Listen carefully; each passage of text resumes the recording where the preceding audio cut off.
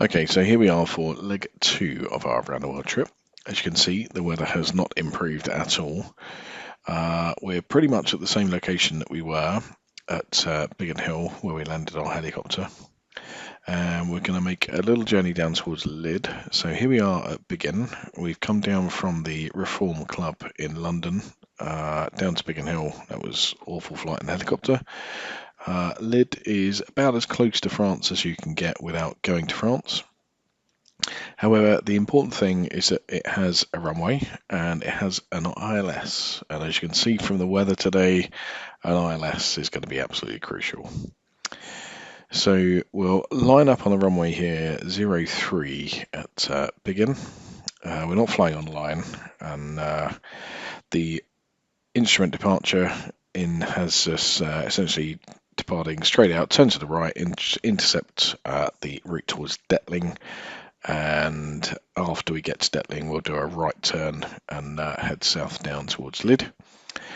So we'll turn on the strobes, we'll forget all about the transponder, my bad, and we'll get rolling here on 03 at Biggin. Full power on the Comanche, just myself and Passbar 2, big bump in the runway there, but nice and light, so we're airborne already and straight onto instruments. Absolutely nothing to see out the window at all, so we'll just speed up this flight a little bit. And believe it or not, once you get up above this fog, which has literally hung around all day today, it has not lifted one single inch. But once you're on top, it's absolutely beautiful. Blue sky, you can see for absolutely miles. Yeah, it's a really nice day once you're above it.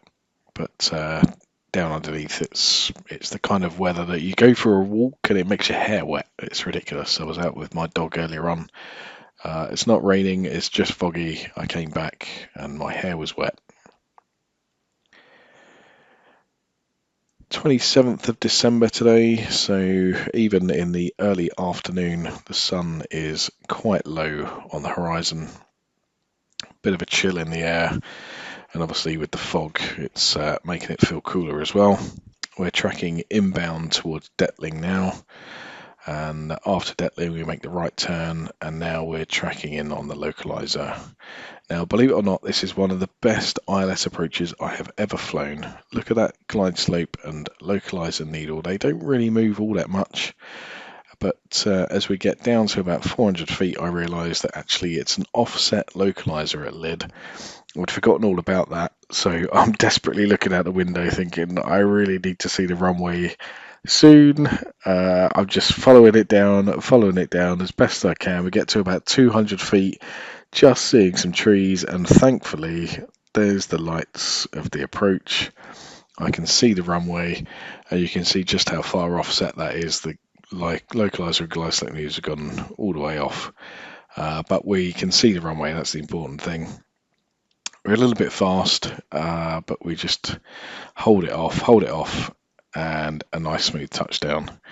It's not the longest runway, but it's long enough, and we can vacate here at the first taxiway.